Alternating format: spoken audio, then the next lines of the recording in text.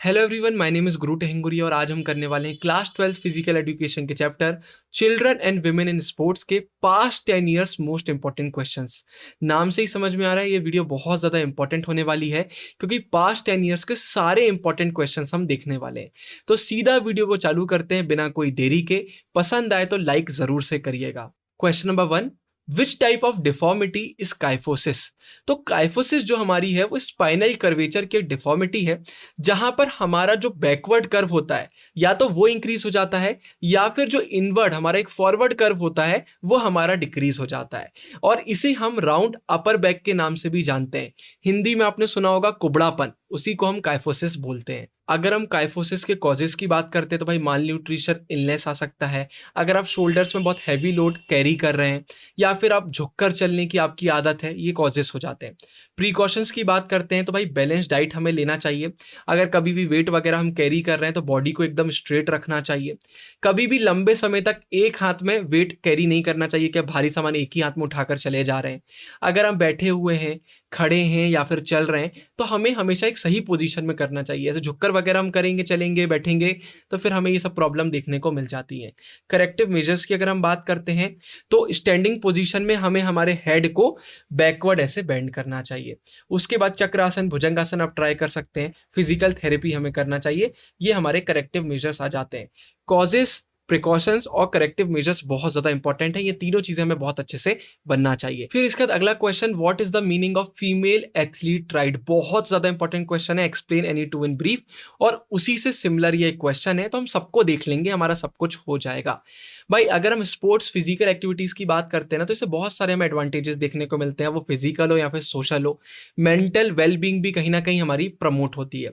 अगर लड़कियों की बात करते हैं तो ये अगर फिजिकल स्पोर्ट्स एक्टिविटीज में इन्वॉल्व है तो भाई मोटे होने की चांसेस कम हो जाती हैं, डायबिटीज की चांसेस कम हो जाती हैं, हाई ब्लड प्रेशर होने की चांसेस कम हो जाती हैं और कहीं ना कहीं पूरी बॉडी की हेल्थ मेंटेन रहती है और बोन हेल्थ भी हमारी इंप्रूव होती है, जिसके कारण से बहुत सारी बीमारियों से हम बच सकते हैं। लेकिन क्या होता है, कुछ स्पोर्ट्स में ना बहुत ज्यादा एम्फेसाइज करा जाता है वेट पर, बॉडी के शेप पर, कि इन्हें हमें अच्छे से मेंटेन करके रखना चाहिए और इसी के कारण फीमेल एथलीट राइट हमें देखने को मिल जाता है। अब फीमेल एथलीट राइट के सिम्टम्स क्या होते हैं? फटीग आना, फ्रिक्वेंट इंजरीज होना, पार हमारी एंड्योरेंस में लॉस आ जाना, बहुत ज़्यादा इरिटेशन होना, हीलिंग टाइम में टाइम लगना और एक्सेट्रा बहुत सारे सिम्टम्स हमारे सामने आ जाते हैं। अब जो फीमेल एथलीट राइट होता है ना, ये 3 एलिमेंट से मिलकर बना है, ऑस्टियोपोरोसिस, अमीनोरिया और ईटिंग डिसऑर्डर्स। अब इन तीनों को बहुत डिटेल में हम देख लेते हैं, इसलिए यहां पर मैं एक्सप्लेन नहीं कर रहा हूं, हमें डिटेल्ड इनका नॉलेज होना चाहिए। तो सबसे पहले ऑस्टियोपोरोसिस की बात करते हैं तो ये स्केलेटल डिसऑर्डर है जिसमें क्या होता है, जो बोन की मिनरल डेंसिटी होती है ना वो डिक्रीज हो जाती है, जिसके कारण फ्रैक्चर की रिस्क बढ़ जाती है।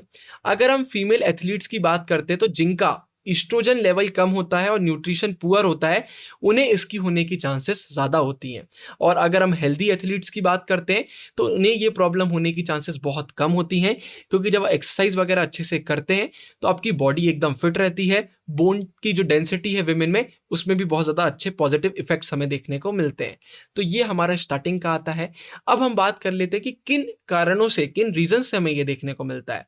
तो पहला है इनसफिशियंट कैल्शियम इंटेक। अगर आपका विमेन में भाई एक दिन में आपको 1000 mg कैल्शियम लगता है और वो नहीं होता है तो प्रॉब्लम हमें देखने को मिल जाती है, क्योंकि फिर बोन की जो डेंसिटी है वो डिक्रीज होने लग जाती है।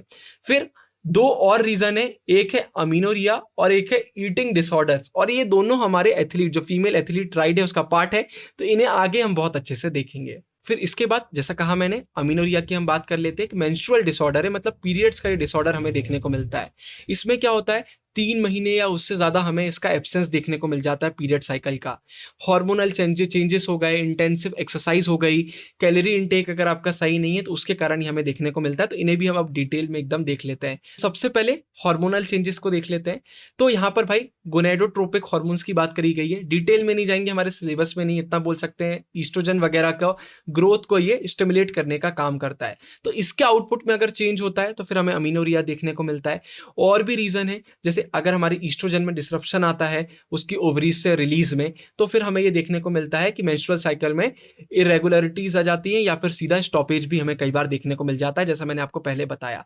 फिर इंटेंसिव एक्सरसाइजेस, अगर बहुत ज़्यादा आप इंटेंसिव एक्सरसाइज में एंगेज करते हैं ना, जैसे इसमें दिया हुआ है लॉन्ग डिस्टेंस रनिंग हो गया, स्विमिंग हो गया, जिम्नास्टिक्स हो गया, तो हमें ये देखने को मिलता है कि इसकी चांसेस बढ़ जाती हैं, क्योंकि ये सब करने से ईस्ट्रोजन लेवल का डिक्रीज हो जाता है और उसके कारण जो मेंस्ट्रुअल साइकिल है उसमें हमें दिक्कत देखने को मिल जाती है, क्योंकि यही इसको रेगुलेट करता है और इसी में दिक्कत आएगी तो ऑब्वियस बात है भाई हमें मेंस्ट्रुएशन साइकिल में भी प्रॉब्लम देखने को मिलेगी। फिर इनएडिक्वेट कैलोरी इनटेक, भाई अगर आपका कैलोरी का इनटेक सही नहीं है तो फिर प्रॉब्लम हो सकती है। अगर आप कम कैलोरीज ले रहे हैं तो ये प्रॉब्लम आपको देखने को मिल जाएगी, क्योंकि फिर से ईस्ट्रोजन हार्मोन में हमें डिक्रीज देखने को मिल जाता है।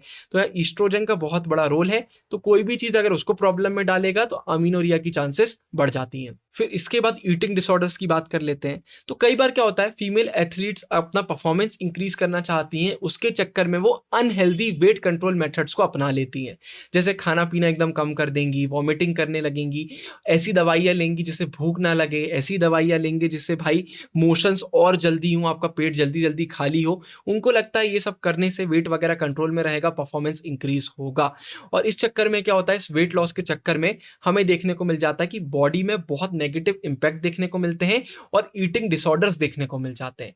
अब 2 ईटिंग डिसऑर्डर्स बहुत इंपॉर्टेंट हैं, इन्हें जानिए आप। पहला है एनोरेक्सिया नर्वोसा। इसका मतलब क्या होता है, यहाँ पर जो फीमेल एथलीट्स होती है ना, वो सिर्फ खाने के बारे में सोचती हैं, डाइटिंग के बारे में सोचती हैं, उन्हें पूरे समय अपने बॉडी वेट के बारे में लगता रहता है। उन्हें ऐसा लगता है कि उनका बॉडी वेट एकदम सही नहीं है और उन्हें इसके लिए कुछ ना कुछ करना चाहिए। बहुत ज़्यादा इनसिक्योर वो इसको लेकर हो जाती हैं।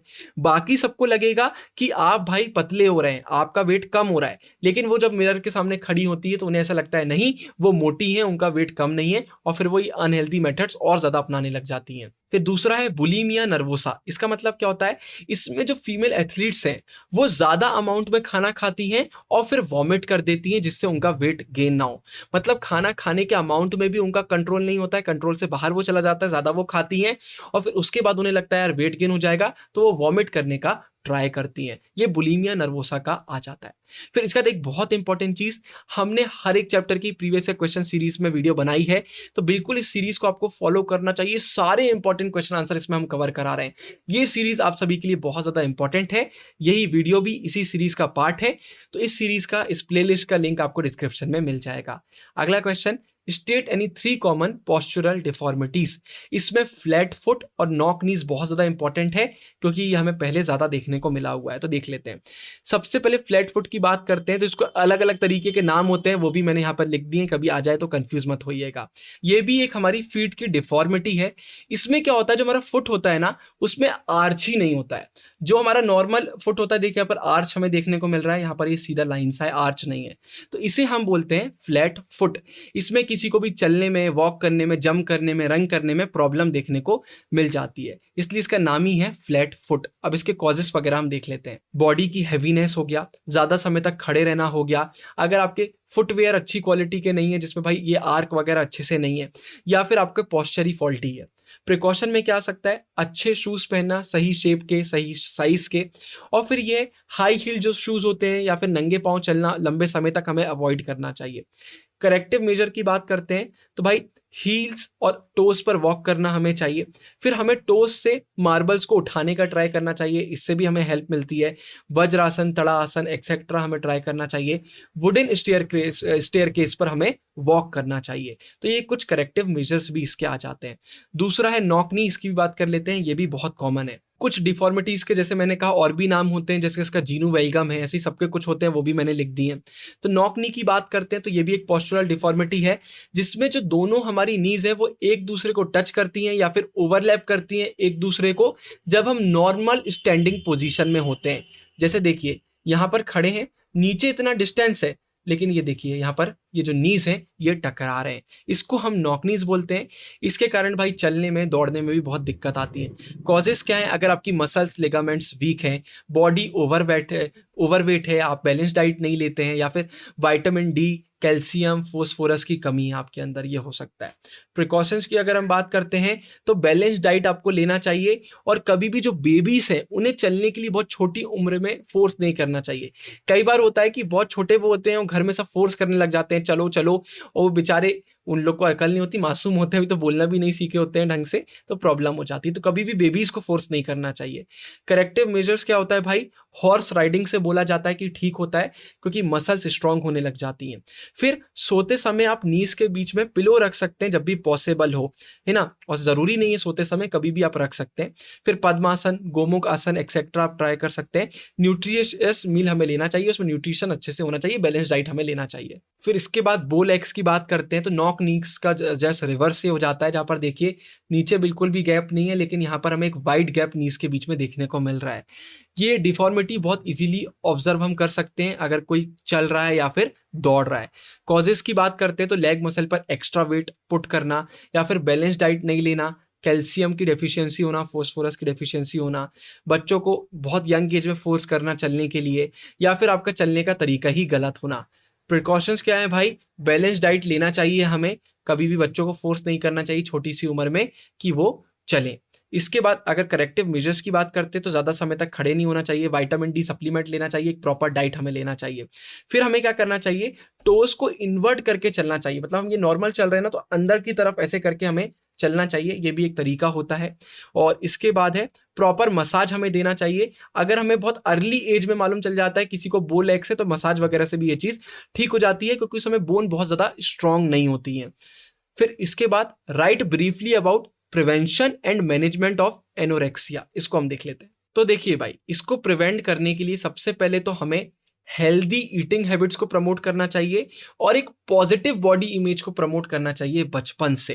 क्या है, अगर हम इंडिया की खास तौर पर बात करते हैं, अरे तुम कितने पतले हो, तुम कितने मोटे हो, हम बार बार दिमाग में ये चीज़ भरते रहते हैं।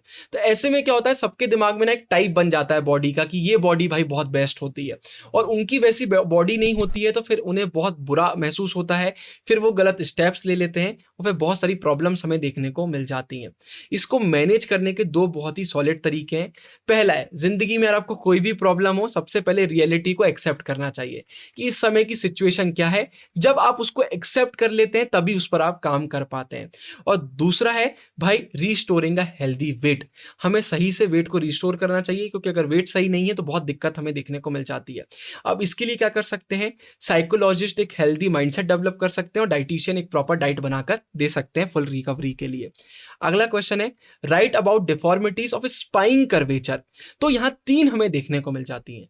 काइफोसिस, इसके बारे में आपको नहीं बताऊंगा, पहले ही मैं बता चुका हूं। फिर अगर हम लॉर्डोसिस की बात करते हैं तो इसमें क्या होता है, जो हमारी लोअर बैक का कर्व होता है ना, वो बहुत ज्यादा अंदर की तरफ हो जाता है और एक नोटिसेबल आर्च हमें देखने को मिल जाता है। ये देखिए यहां पर आपको अलग ही ये इनवर्ट जाते हुए देखने को मिल रहा होगा, तो इसे हम लॉर्डोसिस बोलते हैं। ये पुअर पोस्चर के कारण होता है, मोटापे के कारण होता है, या फिर मेडिकल कंडीशंस के कारण भी हमें देखने को मिल जाता है। फिर स्कोलियोसिस मतलब क्या होता है, इसमें जो हमारी स्पाइन है ना, वो साइडवेज कर्व हो जाती है, सी टाइप का शेप बन जाता है, कई बार एस टाइप का बन जाता है। ये फोटो से देखिए आपको समझ में आना होगा, एक प्रॉपर शेप नहीं है, तो ये दिक्कत हो जाती है। और इसके कारण ना शोल्डर्स, हिप्स, वेस्ट भी अनइवन अपेयर होने लग जाते हैं। इसके ट्रीटमेंट में हम क्या कर सकते हैं, फिजिकल थेरेपी ले सकते हैं, ब्रेसिंग करवा सकते हैं, सर्जरी करवा सकते हैं, डिपेंड करता है कि किस हद में आपको स्कोलियोसिस है। फिर इसके बाद अगला question, suggest corrective measures for round shoulders and kyphosis. तो काइफोसिस का फिर नहीं बताऊंगा, पहले मैं आपको बता चुका हूं। राउंड शोल्डर्स की हम बात कर लेते हैं। सही पोस्चर में खड़े रहना, चक्रासन, धनुरासन आप कर सकते हैं थोड़े समय के लिए, इससे भी हेल्प मिलती है। उसके बाद hold the horizontal bar for some time, कोई भी आप हॉरिजॉन्टल बार को होल्ड करके रख सकते हैं थोड़े समय तक, उससे भी ये राउंड शोल्डर सही करने में हमें मदद मिलती है। उसके बाद है keep the finger tips on your shoulders, हमारी जो फिंगर टिप्स है उन्हें शोल्डर पर हमें रखना चाहिए, और in circle your elbows in clockwise और एंटी क्लॉकवाइज डायरेक्शन, मतलब यूं करके पीछे करना फिर आगे करना, एंटी क्लॉकवाइज क्लॉकवाइज दोनों हमें करना चाहिए। ये हमारे करेक्टिव मेजर्स आ जाते हैं। और इसी के साथ वाली वीडियो हमारी खत्म होती है। ऊपर एंड स्क्रीन में पूरी प्लेलिस्ट डाल रहा हूँ, मस्ट वॉच है, बहुत ज्यादा इंपॉर्टेंट एक क्वेश्चन है। ये वीडियो पसंद आई हो तो अपने दोस्तों के साथ जरूर से शेयर करिएगा, वीडियो को लाइक भी करिएगा। मैं मिलता हूँ आने वाली वीडियोस में।